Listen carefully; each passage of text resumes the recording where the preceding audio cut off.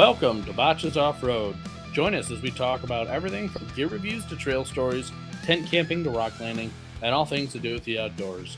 Today, we have the full crew, and we're going to do a little 30-minute mini-sode on being a dummy. And everybody's a dummy. Everybody's a dummy. Yes. But specifically, what makes you a dummy if you don't have it in your overlanding setup, your rig, your vehicle, whatever. And of course, this is not meant to be a comprehensive guide, but this is stuff that we feel like if you don't have this as a beginner, or if you don't have this intermediate, or as someone who's out there doing it pretty regularly, then come on, like you should. So I'll start off. Let's see, anything to do with like first aid kits. If you don't have a first aid kit in your vehicle for you, your family, or someone else, or, like a tourniquet, not like one of those cheap Walmart ones that you can get that are like 4 inches by 4 inches and have like 3 Band-Aids, an alcohol pad, and some aspirin. Mm-hmm. Mark looks like he's looking up like, fuck, I got one of those in my glove box. No, I got nothing in my truck. I got nothing. I need to do it. I have electrical tape. Yeah, see, Yes, I firmly, and I will stand by this, I firmly believe that you need to have some kind of medical kit with you when you're out doing it. I've had a couple times, I actually gashed my finger last year so bad that I would have needed some kind of stitch. Thankfully, I filleted it, but I was bleeding so fucking bad that there were gauze and stuff might have held it. It was good. I ended up using super glue. I would say, in that situation, use super glue. Yeah, I ended up using super glue, and thankfully, the filleted finger was okay for most of the trip. But I super glued it, waited for it to dry, put a Band-Aid over it to the corners would still bleed a little bit, but I filleted that bitch pretty good. And we were out in the middle of nowhere. And so shit can happen. The Botches yearly off-road trip, we almost had the Toyota fall down on Mark's leg or someone's leg while we were working on it. Now, let's say that crushed his leg and created a large open wound. We would need some kind of tourniquet to t-shirt. Shut up. To slow the bleeding. But that's the same thing though, is you would need something to help plug the wound. You would need something to help treat the pain. Oh yeah. And I didn't mean shut up as a like can you use that? Yes. We had booze. Work infinitely better. Yes. So like having and it's just responsible for you, especially if you have like you and your loved one with you or a family. If it came down, you'd never forgive yourself if it came down to you needing something out of that med kit and you didn't have it. Yep. So you never forgive yourself. So that's my first thing that I would say. And it doesn't mean you're a dummy, but it means that you need to get your shit together and think about making your first aid kit. If you don't have a first aid kit and no knowledge on how to fix things without a first aid kit, then you're a dummy. Then you're a dummy. Straight dummy. But if you at least can make a tourniquet or know how to stop bleeding or have any general, I'm going to say field medical background, with quotations around it, guys. I know this isn't video. So if you don't have any type of knowledge at all on how to treat a wound, then you're a dummy. If you don't have any kind of medicine with you, and this would be following the first aid kit, and I only want to expand on this because of my son. I have had to go home and or go to the doctor because my son was having a fever during his teething phase while we were out camping one time. And his fever got to about 102. And that's where you don't want it to be for an infant. Right.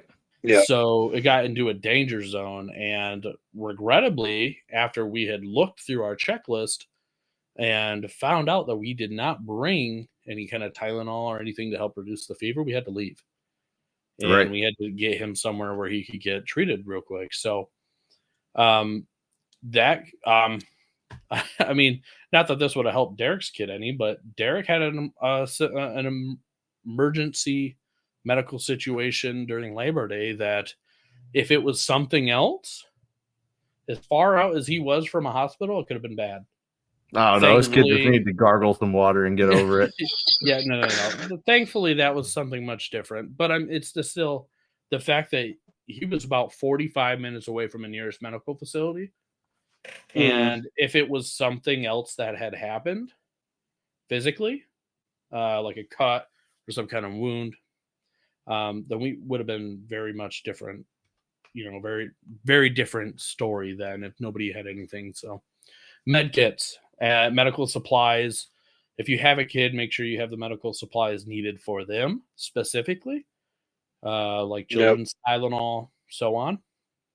What about you, Alex? Anything else? What do you think? I think you said tire in the last episode. I mean, yeah, a spare tire or a way to patch a tire is pretty important.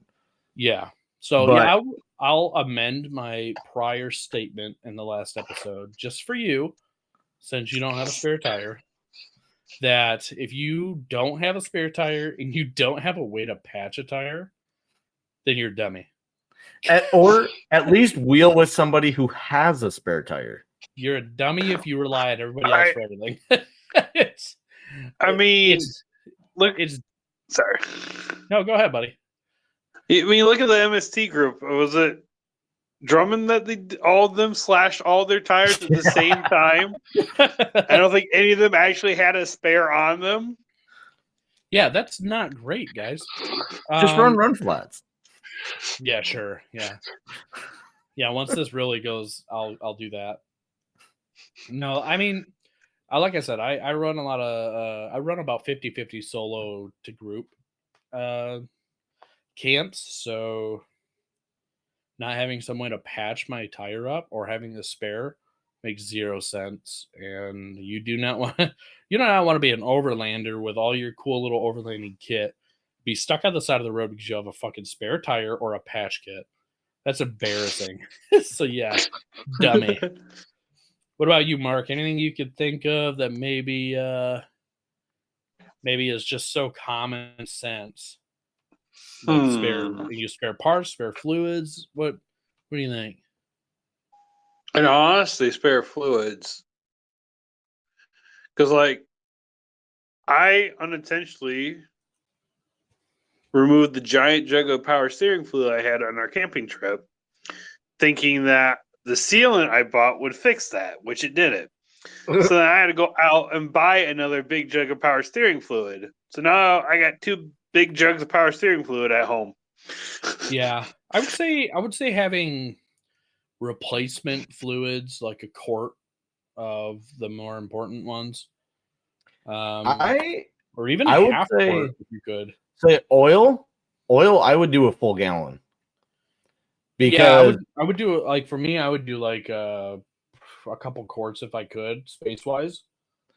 The only reason I say to do a full gallon for oil, let's say, depending on how your vehicle's set up, let's say you somehow get some kind of oil leak, don't notice it until your low oil light comes on. Well, now you're going to need almost a gallon to be able to run that truck.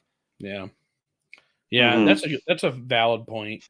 You should always have pepper so you could dump it in your radiator. That's a half joke, half truth. I was supposed to say, what is that? For pepper. If you have a hole in your radiator or a hole in your hose, old farmer's trick is to dump pepper down there, and that pepper will actually clog the hole. It's obviously a last-ditch effort, and you don't want to throw that through your engine unless you actually have to. So that was a joke. Joke. Okay. So that's why I said it like that. But when I was in high school, I had a little Chevy 1500 V6. It was a 88, I think. We were out wheeling, and we were out in the prairie. And did you get to go in the prairie before they bulldozed everything? I did. I did not wheel it, but I did. So, I was out to see it. I knew all that. Yeah. Do you know where the whoops were? Where it was just whoop, whoop, whoop? Yeah. Well, I was going over those at 65 in this little Chevy, and the horn bracket punched through my radiator. Oh, so we put a gallon of water in it, drove it to the gas station on M82, bought some bubble gum, chewed the bubble gum until it was soft, Yeah. touched the radiator, and drove it all the way to my dad's house on McClellan. Yep. They say, yeah. I think the old farm trick is it's bubble gum and pepper in the radiator. But you're never using that radiator again. And No. if you ever do that, your best bet is to change out your radiator, your pump, your hoses, Yep. and then still hope that it didn't get any clogs Water in any of jackets. your other system. Yeah. So that is a joke, but if you are stranded in the middle of nowhere and you need to get out, that is something you can do. Just In that don't- case, Mark's phone number is 231 yeah. 635 5309. I'm sitting here thinking, I'm like, is that the song phone number? No, it's part of it. Part of it's in there. Yeah.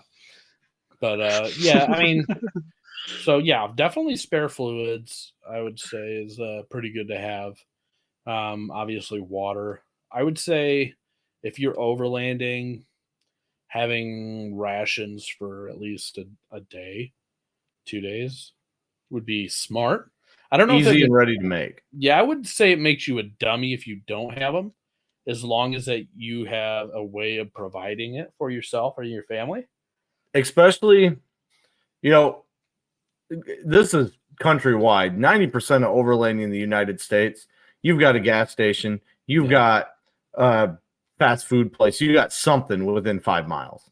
Yep. Yeah. Maybe 10 miles. Yeah, so I wouldn't say that it makes you a dummy, but I will say that if you end up in a precarious situation, your car breaks Vehicle down, broke. Yeah, about to say car Yep. breakdown. You can't turn car it back breaks on. down. Yeah, you can't get out, and maybe, and I'm just theoretically here, like, something happens to where you can't walk your way back. It's 15, 20 miles. Yep. That's not doable for you. Chances are, like, let's say it's in the UP, it's 15 miles and that 15 miles isn't horribly unbelievable, I would say. If you take some trails, I think 15 miles would be, yeah, we'll just say that 15 miles to the nearest town, and you broke down. The chances of you coming across someone in the middle of the summer or is not the worst, but fall or spring maybe a little different. So Winter. yeah, winter. If you're out there and you get stranded in the middle of the winter, you're in a much different situation. You better have food. Like, it don't matter how Yeah. close the gas station is. That If would it's a that would blizzard, make you a dummy. That would make you a Yeah. dummy. There 100%. is a sign at Chris Point in the UP about two girls that got stranded in an SUV and survived off of Girl Scout cookies and hot Cheetos or Cheetos. And that was like back in 2015 or something like that. So there's a lesson to be learned. They tried to go out to Chris Point in spring, I think it was, while there was snow, and got stuck for multiple days. And so bring food. having good. food, yeah, I mean, is just And smart to have. It doesn't have to if be you do anything those, crazy. if you do not the like Army MREs, but if you do like those MREs, like what you do, or what are they, Blue Mountain or something like that? Yeah, I have Mountain House. I have Peak. Mountain House are about $10 a piece, and if you just don't get McDonald's once a week, Yeah, you can afford 2 Mountain Houses. and they're small, but not small as in quantity, but they pack small. They pack so you small. you could fit 3 or 4 days worth in a pretty small space. And what's nice about these is that if you portion correctly, how you are supposed to with these, each one of those packs has 2 servings in it. Yep. So if you have 4 packs, you have 8 days. Yep. So between For one you person. for one person, or Yeah, for you one have person. 4 days for 2 people, or I mean, Yep. obviously we're not going to start splitting hairs with how small you can get it, but so yeah, I mean, having some kind of ration, especially depending on your situation, is a smart move. What about you, Alex? Anything else you think? Recovery gear. Recovery. If you don't gear have is the biggest dummy. if you thing. don't have at least a toe strap, you should not be going out on the trail. 100%. Yeah. 100%. If you don't have a toe strap, if you don't have a winch, and then you don't have any way to self-recover, dummy. Dummy if you're wheeling alone. Yes, Not dummy if you're wheeling with. I would say that in these situations, I'm talking solo. So Yeah, if you have no way to self-recover, you're a dummy. Yeah. And I'm going to say this, and Alex will disagree with me, but that's why we're a great team here. If you don't have a winch and you don't have a pair of at least MaxTrax type traction boards to help you, then I would say that makes you dummier. I agree. I have seen multiple occasions where they do help people who are on the brink of sinking in sand. I have seen people now multiple times throughout some of my videos that I've watched who have gotten them out of pretty sticky situations. How much are MaxTrax? MaxTrax, the brand, are like $200 to $300. How much were yours? I have a middle of the road. I have X-Bowl, and they're $100. So let's say you don't buy those, you're a third of the way to a semi-decent winch. Yeah. Like not including your plate or anything else, just your winch. Right. Yeah. But I mean, just in general, if I were to be in a situation where I had to decide where my money was best spent, I would completely bypass getting the tracks and going to a winch. Yeah. Because you had that, yes, for sure. If I'm it not came from saying MaxTrax to winch and you don't pick a winch, you're a dummy. I'm not gonna say that MaxTrax are useless, right? But 9 times out of 10, MaxTrax are pretty freaking useless. Yeah, I mean they have a place, and I will say that if you are stuck to your frame rails in mud, MaxTrax aren't going to help you. Well, I would say sand's different. I tried to use them in sand. They are. If you should be able to dig the sand away from your tires enough to create a ramp with the MaxTrax to get yourself. Then they just shoot the MaxTrax out behind the truck. Yep. That's not how you use them. You put them under the tire, right? You're not supposed to put them flat. You're supposed to put them at an angle. Right. So that you put them under the truck, dirt, and then the tire picks them up and throws them behind it. What? So we had. You see my screen here? Yes, I see your screen. You put them into the hole. You have this hole like this. Yeah. Mm-hmm. You put them in like this. Yep. And then your wheel goes in. It should not be dislodging them and then throwing them out. So then what happens is when the tire starts to climb it, they pull underneath the tire and then shoot out behind it. We did this on Duncan's truck, 3 or 4 times before we said screw this and winched him out? Yep. I am going to go on a limb here and say that Duncan's truck might have been a little different situation. Also, because of, I want to say parties involved. Alex?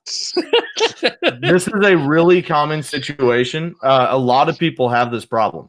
Now, the next tangent to this is that if you're using MaxTrax, you have to have locked diffs. They do not work on open diffs. Yep. Which is what his problem was. He was on open diffs, so as soon as his tire broke traction, it just grabbed the MaxTrax and ripped it out of there. Okay, so that's not necessarily MaxTrax's fault as much as it is just a fault of the truck and situation. Yeah, you have to have a locked diff. To make them useful, 9 times out of 10, you have to have a locked diff. I want to say that there was a way to get around that by doing diagonally front to rear or rear to front across from each other. So like driver's side front, transfer case side rear. If your transfer case is open, that doesn't matter. If you're open, that doesn't matter because only one tire will have to spin. It was just supposed to be a more direct way to be able to get out. So having so, your right rear passenger tire on a MaxTrax and your front driver's side on the MaxTrax, I think is what the recovery people I was watching, at least that's if you're open, which most Toyotas are open, then when you do that, only one tire is going to spin, and that is the one that can spin the easiest. If you're not locked, MaxTrax cannot help you. Well, let me also say And so this is why I said this earlier, because Alex and I have different. Typically, when we talk about MaxTrax, we have a different like I find that you should have them because I think for the price point of a cheap set of them, they do more good than harm having them. But I will say that if you use MaxTrax, there's a lot of prep that goes into making sure that you get out. And then if you don't prep correctly, then you're not going anywhere. If you don't dig out in front of your tires, if you don't give yourself the best chance to succeed the first time, then you are going to fail the first time and every time after. But yeah, I mean, like I said, there are certain times where MaxTrax don't help.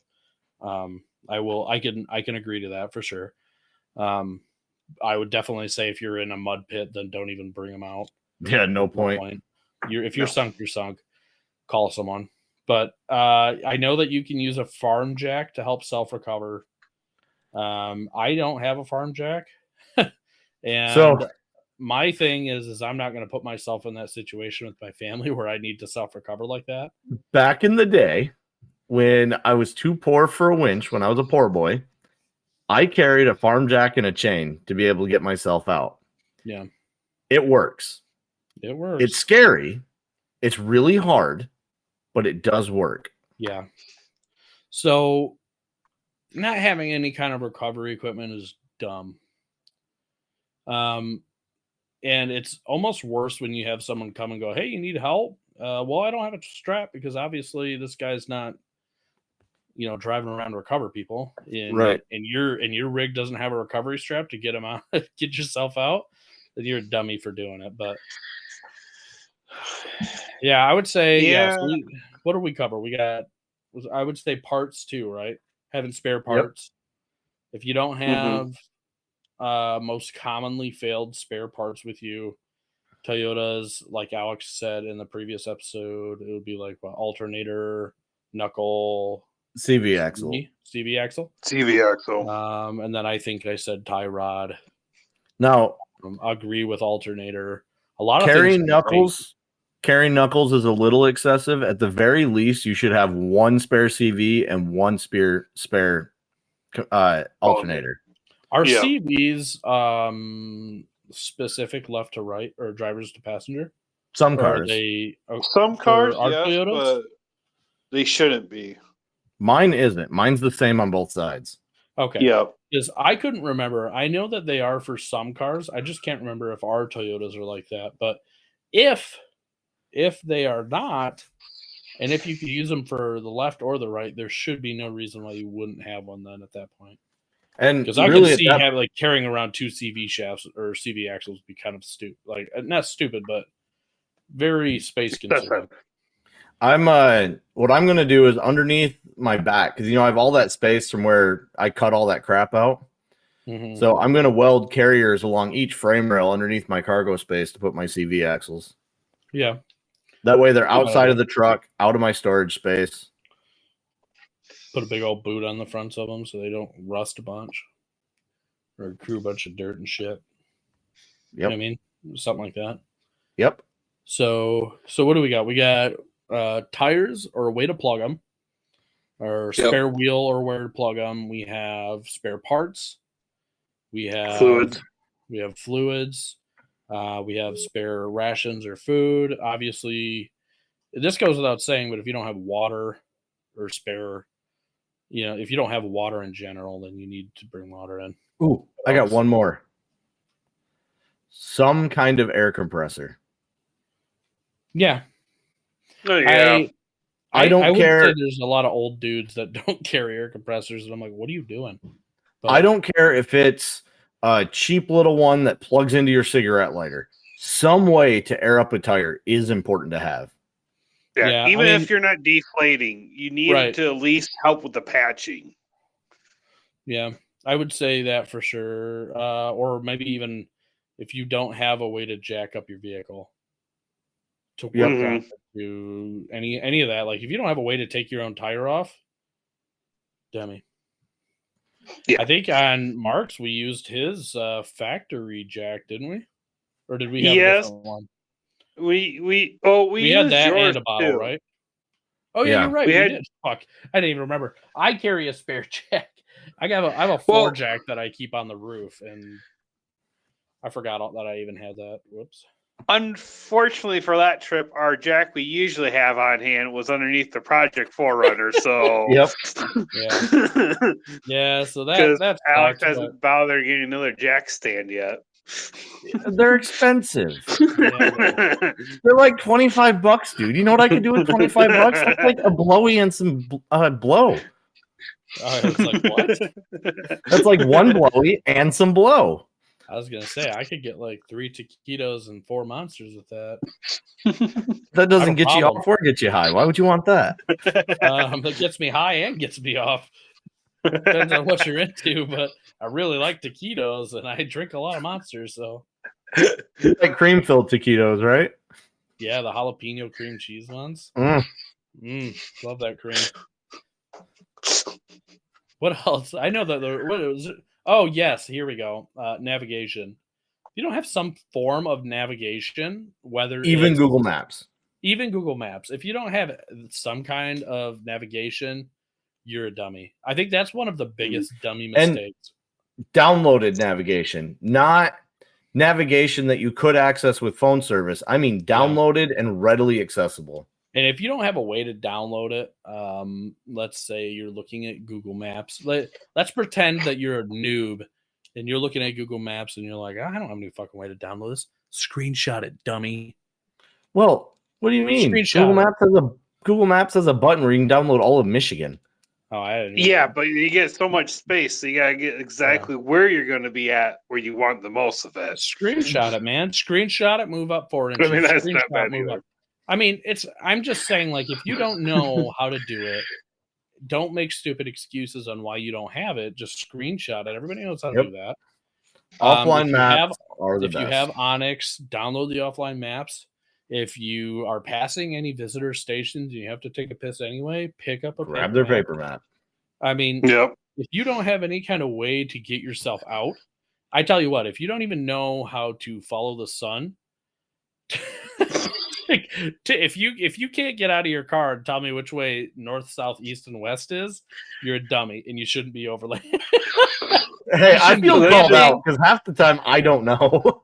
The sun sets on the west, and that's the best time to do it. If the sun rises on the east, sets on the west, and you could tell everything else from that. I So could not because I would get north and south mixed up. But that doesn't matter. You I wouldn't. make because you sure to can have map. Hold your hands out. Hold your hands out. West is always on the left. East is always on the right. So So- east is on the left. You know how this works. I know Alex is smart enough. He knows it. He was in the military. He knows. his directions. He's just fucking with you. Hey, I always had a freaking whatchamajigger. A compass? So yeah, Compass. that my, one. my compass is installed on my dash, so I got to really be stupid not to follow that. I got my I will say GPS. my- We're good to go. My internal compass is pretty accurate. So, But if you don't have a way to figure out, if you see railroad tracks, follow railroad tracks. If you see a body of water like a river, go upstream, I believe is the correct term. Follow the upstream. If you don't have a way in general to find your way back, you have an issue. Onyx has downloadable maps. Like I said, you could screenshot, you could do paper maps. If you're not tracking your area and you don't have a way to communicate while you're out, dummy. So Mhm. I think, what do you guys think? Anything else? No, that's it. All right. I will say Well, that's on that about note, it. that's our mini episode of what makes you a dummy. So, so thanks, Mark. Thanks, Alex. Thanks. This was a fun little episode. We'll talk to you guys next time. Later. Later.